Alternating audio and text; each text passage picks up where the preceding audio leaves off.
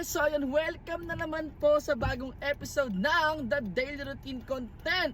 Syempre 2026 na guys, at syempre pangalawang araw pa lang ng taon, January 2. Syempre, January 2 pa lang, tayo pasok na naman. Ibang klase talaga, syempre alipin tayo ng salapi. Kailangan din tayo tumigil magtrabaho, di ba? Habang ang iba syempre nasa holiday vacation pa guys, i-enjoyin nyo yan. At next week, sabay-sabay na tayong papasok at syempre sabay-sabay na ulit tayo magsisipag, di ba? So ayun, triple ulit, doble sipag, and of course, watch itong video na to. Syempre, samahan nyo kami sa pagpasok. Medyo maulan, no? Simula yung taon ng maulan. So ayun, doble ingat po sa mga buwabiyahe, especially sa mga nakamotor.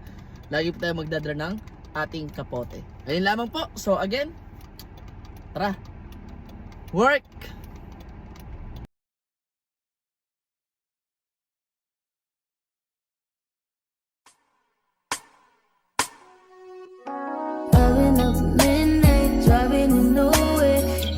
Slow song, can't get my head clear. Driving up the sunrise, headed to nowhere. Hoping that someone's missing me somewhere. Driving, still driving, just trying to get my head right. It'll all be better when I just gotta get my head right.